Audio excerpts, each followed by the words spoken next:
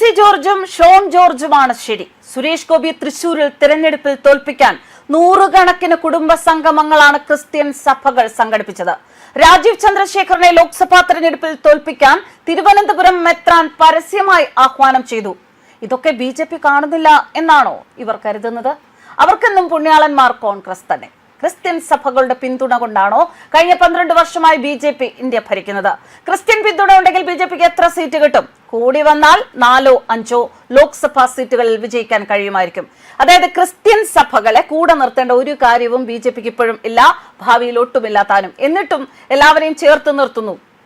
ഇത് ചില ചോദ്യങ്ങളാണ്. ഈ ചോദ്യങ്ങൾ ഉന്നയിച്ചിരിക്കുന്നത് ജിതിൻ ജേക്കബാണ്. അദ്ദേഹത്തിന്റെ ഒരു ഫേസ്ബുക്ക് പോസ്റ്റിലൂടെയാണ് വളരെ ഗൗരവമുള്ള ഒരു വിഷയം ഇത്തരത്തിൽ ഒരു കുറിപ്പിലൂടെ അവതരിപ്പിച്ചിരിക്കുന്നത്. ആ കുറിപ്പ് വായിക്കാം. ക്രിസ്ത്യൻ സഭകൾ കോൺഗ്രസിനെ മാത്രമേ പിന്തുണയ്ക്കൂ. അലൻ ഒക്ടോവിയൻ ഹ്യൂം എന്ന സ്കോട്ട്ലൻഡുകാരന്റെ നേതൃത്വത്തിൽ 1885 കോൺഗ്രസ് രൂപീകൃതമായ കാലം തൊട്ടേ അങ്ങനെയാണ്.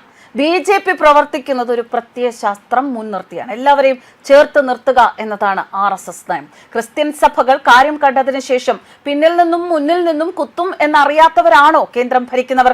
സുരേഷ് ഗോപിയെ തൃശൂരിൽ തെരഞ്ഞെടുപ്പിൽ തോൽപ്പിക്കാൻ നൂറുകണക്കിന് കുടുംബ സംഗമങ്ങളാണ് ക്രിസ്ത്യൻ സഭകൾ സംഘടിപ്പിച്ചത്. രാജീവ് ചന്ദ്രശേഖരനെ ലോക്സഭാ തെരഞ്ഞെടുപ്പിൽ തോൽപ്പിക്കാൻ തിരുവനന്തപുരം മെത്രാൻ പരസ്യമായി ആഹ്വാനം ചെയ്തു. ഇതൊക്കെ BJP കാണുന്നില്ല എന്നാണോ ഇവർ കരുതുന്നത്? സത്യത്തിൽ സഭാ നേതൃത്വം വീണ്ടിരിക്കുന്ന വലിയൊരു കുഴിയിലാണ്. FCRA നിയമം നടപ്പാക്കിയാൽ വിദേശത്ത് നിന്നുള്ള പണത്തിന്റെ കണക്ക് കാണിക്കണം. അതിന് സഭകൾക്ക് എന്താണ് പ്രശ്നമെന്ന് വിശ്വാസികൾ തന്നെ ചോദിക്കുന്നു. ഏറ്റവും കൂടുതൽ വിദേശ സഹായം കിട്ടുന്ന ഹിന്ദു സിഖ് സംഘടനകൾക്കില്ലാത്ത എന്ത് പ്രശ്നമാണ് ക്രിസ്ത്യൻ സഭകൾക്കെന്ന് ക്രിസ്ത്യൻ വിശ്വാസികൾ തന്നെ ചോദിക്കുമ്പോൾ ചോദ്യം ചോദിക്കുന്നവരെ ശാപവാക്കുകൾ കൊണ്ട് നിശബ്ദരാക്കാൻ ശ്രമിക്കുന്നതല്ലാതെ സഭകൾക്ക് ഉത്തരമില്ല. വിശ്വാസികൾ ചോദിക്കാൻ ആഗ്രഹിച്ച ചോദ്യങ്ങൾ തന്നെയാണ് ഇന്ന് PC ജോർജും ഷോൺ ജോർജും ചോദിച്ചത്.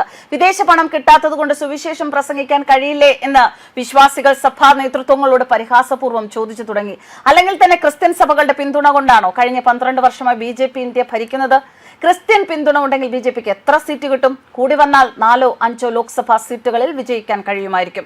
അതായത് ക്രിസ്ത്യൻ സഭകളെ കൂടെ നിർത്തേണ്ട ഒരു കാര്യവും BJPക്ക് ഇപ്പോഴും ഇല്ല, ഭാവിയിൽ ഒട്ടുമില്ലാതാനും. എന്നിട്ടും എല്ലാവരെയും ചേർത്ത് നിർത്തുക എന്ന നയം വെച്ച് ക്രിസ്ത്യൻ സഭകളെ ചേർത്ത് നിർത്താൻ കഴിഞ്ഞ 12 വർഷമായി BJP ശ്രമിക്കുന്നു. പക്ഷെ സഭകൾക്ക് അവരുടെ രാഷ്ട്രീയമാണ് വലുത് എന്ന് അവർ പ്രഖ്യാപിക്കുന്നു.